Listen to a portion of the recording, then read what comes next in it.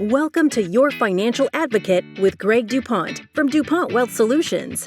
As a practicing advisor and attorney, Greg teaches pre-retirees how to reduce debt and taxes and save with less risk so they have more spendable income and plan their way to a better life.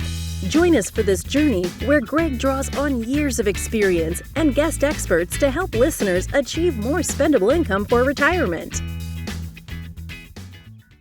Hello and welcome to Your Financial Advocate with Greg DuPont of DuPont Wealth Solutions. Good morning, Greg. How are you today? Good morning, Eric. I'm doing great today. Fantastic. I'm excited to talk about our subject today. Audience, if you're just joining us, I want you to know that Greg has a Back to Basics series that he is sprinkling in these podcasts. So it's not going to be every time, but I think it's really, really important, so does Greg, to get back to basics and cover some of the subjects that are going to be kind of scratching the surface. And I know that he's going to be doing deeper dives on these different subjects in later podcasts, but really I think it's a good foundation for each one of these topics. So today is one of those podcasts where it's back to basics. And we're talking about estate planning, right, Greg? Yeah, that is correct, Eric. That wonderfully uplifting conversation about dying. Yes, absolutely. It happens to everyone, pretty much, I think. Without exception. Without exception, yeah. I think estate planning is something everybody needs to understand, at least the concept of and what, the ins and outs of. And the fact is that we also want to remind the audience, Greg is an attorney, right? So you have done this for a number of years as part of your practice. So I know this is near and dear to your heart. You really enjoy talking about this. I have been practicing estate planning law since 1992, and over the last couple of years, I have helped hundreds of families through the estate planning conversation, and that estate planning conversation is part of why I decided that I was going to add financial advisory services to my overall service model, because of those conversations and the relationships that we built throughout those type of estate planning conversations. Yeah, and this is back to basics, so let's get basic. Why should somebody have an estate plan? Everybody starts in their adult life with an estate plan, whether they know that or not. That can be one that they have determined or one that has been determined for them. And, Eric, I'm all about control about my life and what happens, and our listeners should be too. And so that's when we've got to start taking control of our own life, or in this case, dying. And that's what an estate plan does. Mm-hmm. All right. Well, that's a good, concise answer. I know that you're talking about control. So if you don't plan or you don't create your own estate plan or have one drawn up or however that works, you're saying you already have one. It's just determined for you. What do you mean by that?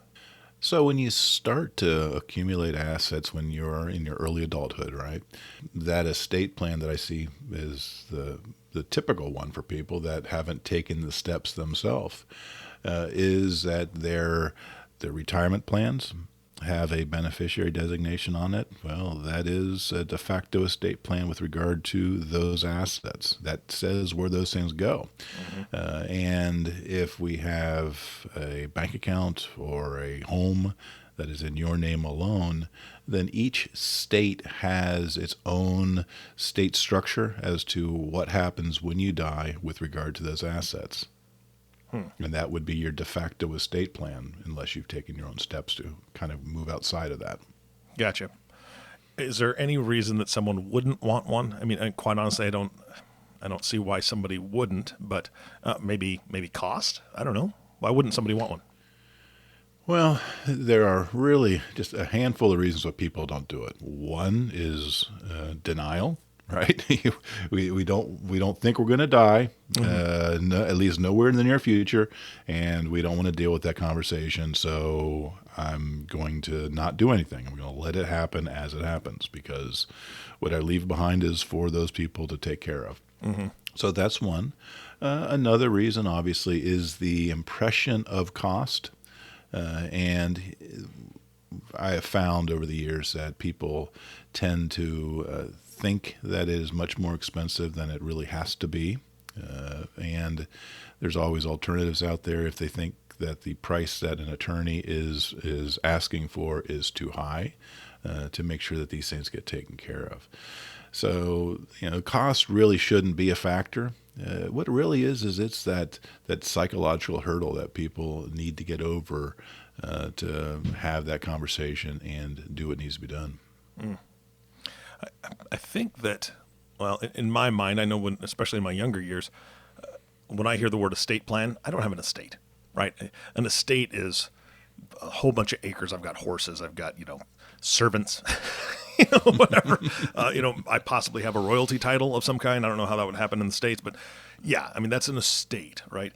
And when we were younger, my wife and I, we created a will, right? That was what I knew that we needed to do. But how does a will fit into an estate plan, or is it in lieu of estate planning?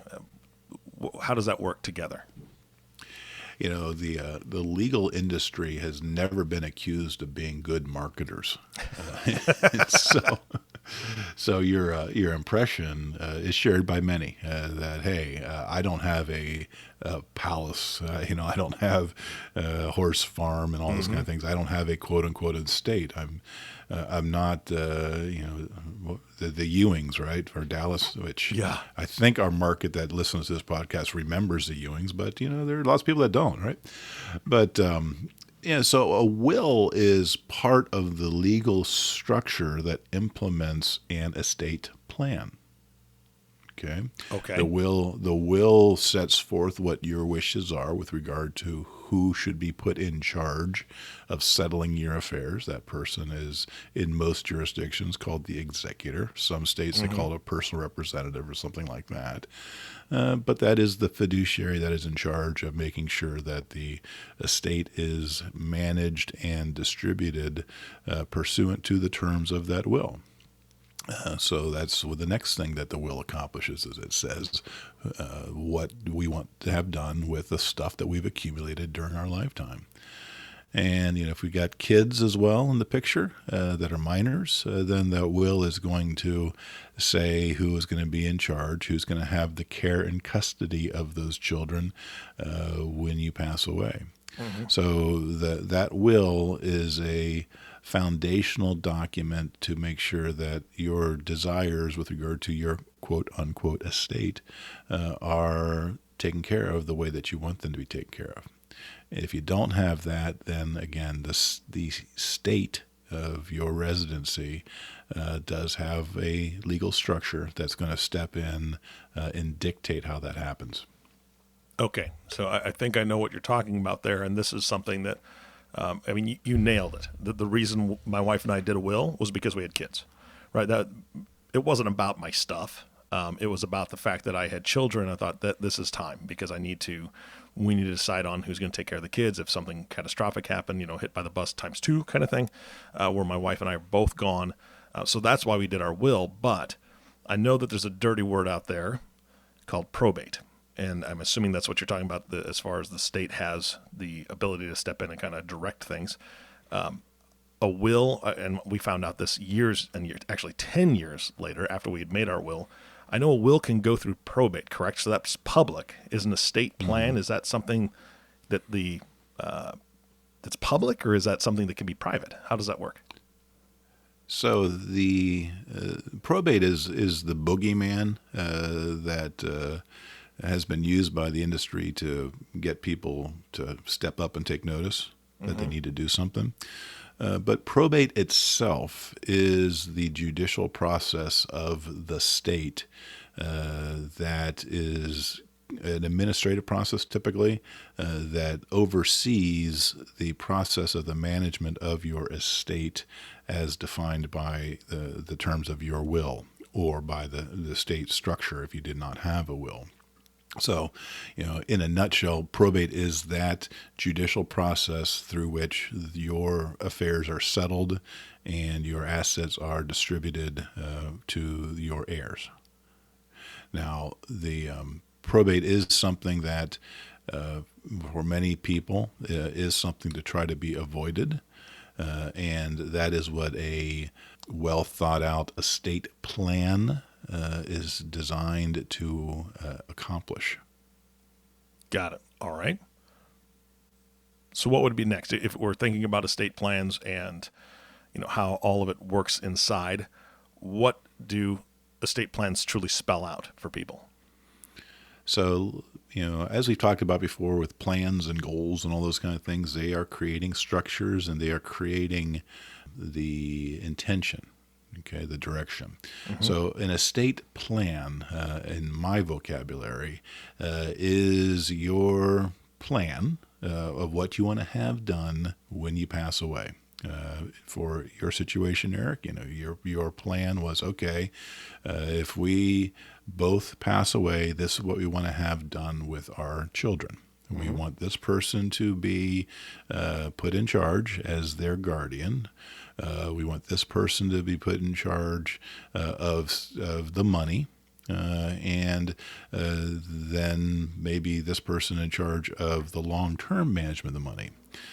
And so that would be your plan. Now, the documents that we use to implement a plan like that are typically a will to manage that overall probate process, and a trust agreement typically to manage the assets for the long term once both of you have passed away.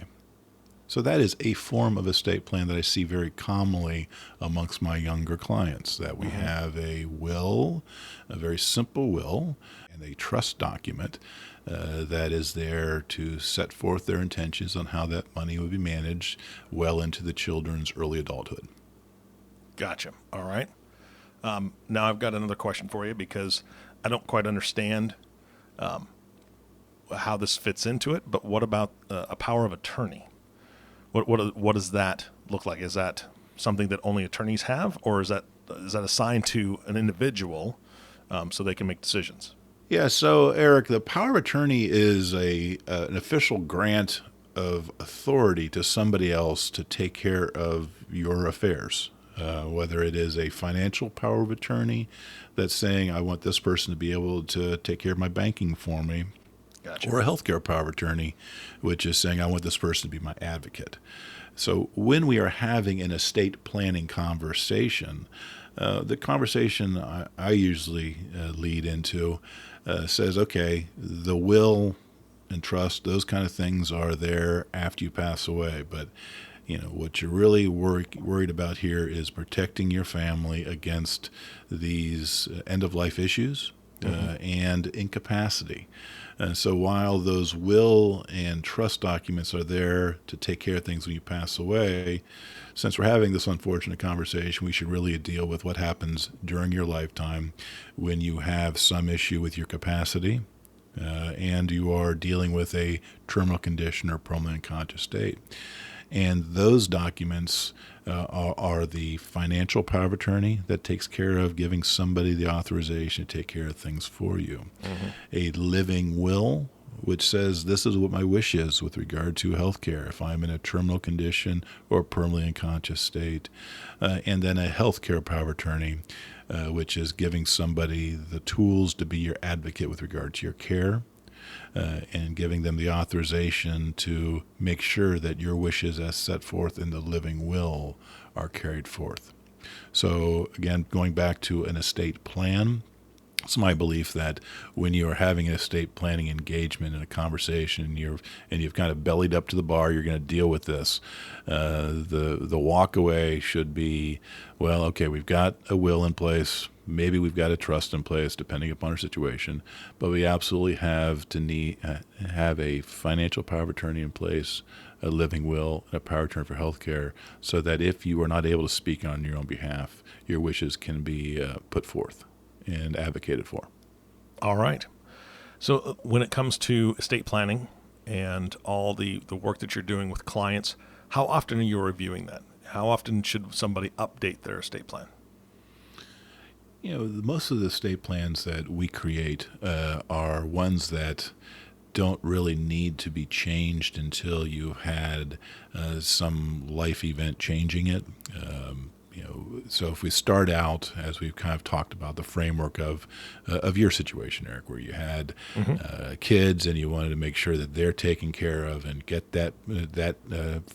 that estate plan in place at that point in time, then my documents and most documents are designed to be evolutionary. So as you've added additional kids, then that they're automatically taking care of that type of thing. So they don't need to be changed.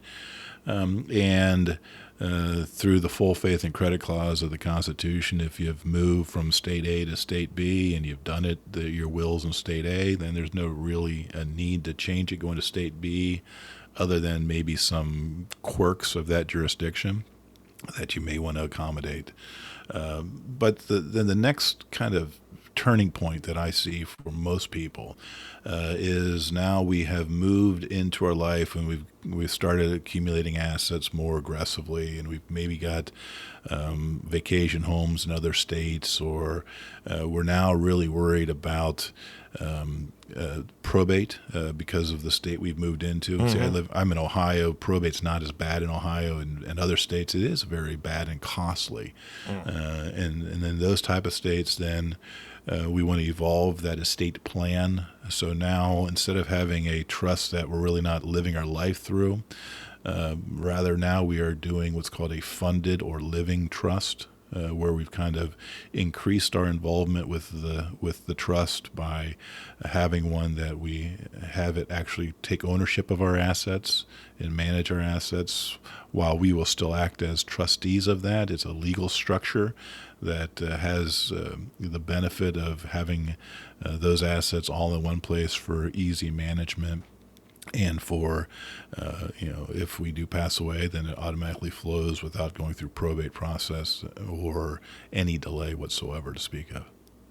Got it. All right, Greg, for this back to basics for estate planning, what else do we need to know today? So, we're kind of going through the potential evolutionary cycle of an estate plan, right? So we started out, we maybe are just single, and have no kids, nothing. Well, you still should have a will, a healthcare power of attorney, financial power of attorney in place, so that people are there to be able to help you should something happen. Mm-hmm. Some of the most expensive estates I've been involved in have been, young people that had no kids and had nothing in place. So you start out in your world after you become an adult and you start accumulating. You have a basic will, you have a financial power of attorney, you have a living will, you have a healthcare power of attorney. And then as we talk, the next step in the evolution is, well, okay, we're going to have kids, and we need to make sure we have an appropriate structure in place for their assets to be managed if both of the parents pass away. And then we moved on into the next phase of an evolution of an estate plan where, okay, now for X, Y, and Z reasons in our life, it makes sense for us to have a trust that we are living our life through in one form or another, so that we can avoid probate, so that we can have a structure in place to manage our assets should we become incapacitated. And then the next step in the evolution is, at least under current law, we start thinking about Medicaid planning and those type of things, and whether or not we need to bolster the language of that trust, changing that trust in many instances altogether through what's called a restatement, so that we now have our assets protected from the excessive costs of long-term care, so that we now have the tool in place to give us control, or our family, more specifically, more precisely, control should we be in a position where we need to be in a long-term care situation and we have not taken any steps to pay for that in a leveraged fashion. All right. And then after we get through that phase of life, if we're still in a position where we have assets available to us, then sometimes we start looking at very exotic tools like life insurance trust and charitable remainder trust and all those kind of things that give us the tools to manage the tax impact of your estate that you've accumulated. Mm-hmm. So in a nutshell, that's kind of the evolution of a potential estate plan as we have kind of gone from the day one to end date, and the type of things that trigger people needing to have a conversation about whether we need to change it. The addition of kids, sudden windfalls, inheritances, and those type of things from other family members or what have you. Winning the lottery, I always put out there that if you win the lottery, call me. We'll take care of it for you. And I don't charge more than a half of your lottery winnings to take care of that. How generous of you. Wow, that's fantastic. What a deal. All right, Greg, let me ask you this. I mean, this is the Back to Basics series. We know that. You've given a good timeline here and just kind of step by step. But I'm going to ask you, tell me a story, Greg. Tell me a situation where estate planning has worked out for one of your clients. I know it's probably never a good situation to have to deal with the estate plan because that usually means somebody's passed. But I'm sure that you've experienced that in your long career. How is that? How have you seen this work out well for somebody who did the planning that they should have done? Well, I've been doing estate administration since 1992, so I've seen many examples of when it works well, and how things are able to be passed down to the next generation cost effectively, efficiently, quickly, because they've got it in place. That's not the lesson. The lesson are the ones that didn't work so well. What I always come back to, it's almost my origin story, why I do what I do, of a state that I was involved in, where we were involved in a trust litigation case. We didn't do the paperwork. The deceased, the attorney that they had used for that, did not form a bond with that person. It was more of a transaction. And as a matter of fact, nor did the financial advisor that person have form any type of bond. So when it was time for that person to make changes to the estate plan that had been created, instead of reaching out to a professional, she reached out to a family member to make that change. And that family member did things that on their face were perfectly legal and valid. But in hindsight, which is what happens when there is somebody contesting what has happened, in hindsight, it painted everything in a bad light. And long story made short, by the time that situation was resolved, the family lost millions of dollars that they should have maintained in the family pursuant to the wishes of the deceased, that instead went to some charities that she decided that she did not want to benefit. And so that is one of the reasons why I do what I do, and I have processes in place to maintain relationships with those people that come to me for estate planning services or financial advisor services for that matter, so that they always know that when those changes need to be made because of changes in life, that they know where to go to. Yeah, that is heartbreaking. That's just something that nobody wants, and I'm sure that caused an incredible amount of stress for multiple family members, and the decedent never wanted that, right? They just wanted the money and the items that they could pass on to bless their family, I'm sure, and it just sounds like that didn't happen. Audience, I just want to interject here real quick. I've had numerous conversations with Greg. I know that you're just listening to these podcasts and you haven't had a chance maybe to speak to him yet, but I will tell you this. He is an attorney. However, as a financial advisor, if you go to him and you want to talk to him about finances and you already have an estate planning attorney and you've already gotten an estate plan, he's not going to interject and try to take over that plan.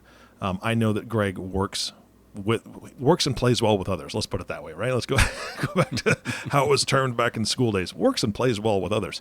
I know that Greg works hand in hand with your own team. If you've got an accountant, if you've got an estate planning attorney that you're working with and you like, he's not going to try to replace them. But it's that relationship and that bond, Greg, you were talking about. I think so many advisors miss. They just don't get it. They don't take the time to bond with a client's current existing professional lineup. And I think they're just missing so much of the puzzle when they do that.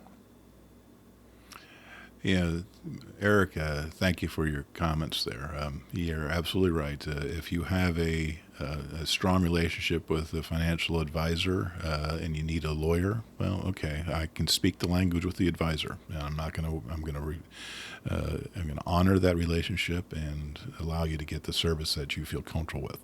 And the same holds true if the shoe's on the other foot. The important thing is that the consumer gets the information they need to make the decisions they need to make, and that they have ongoing support and guidance. Yeah, absolutely. All right, Greg, if somebody does want to start the conversation, whether it's on the attorney side or on the financial advisor side, what's the best way to get a hold of you to begin that conversation? Eric, the best way to get a hold of me would be shoot me an email, Greg at DuPontWealth.com. That's Greg with one G, Greg, at DuPontWealth.com. You can also reach me at area code 614-408-0004. All right, Again, that's 614-408-0004. Fantastic. Greg, again, thank you so much for your time today, and thank you for another installment of the Back to Basics series. Take care, Eric. All right. And of course, last thank you goes to you, listening audience. Thank you so much for tuning in and listening to Your Financial Advocate with Greg DuPont. If you have not subscribed to the podcast yet, please click the subscribe now button below. This way, when Greg comes out with a new podcast, it'll show up directly on your listening device. This makes it much easier to share these podcasts with your friends and family. Again, thank you so much for listening today. For everyone at DuPont Wealth Solutions, this is Eric Johnson reminding you to live your best day every day. And we'll see you next time. Thank you for listening to Your Financial Advocate. Click the subscribe button below to be notified when new episodes become available. The information covered and posted represents the views and opinions of the guest and does not necessarily represent the views or opinions of DuPont Wealth Solutions. The content has been made available for informational and educational purposes only.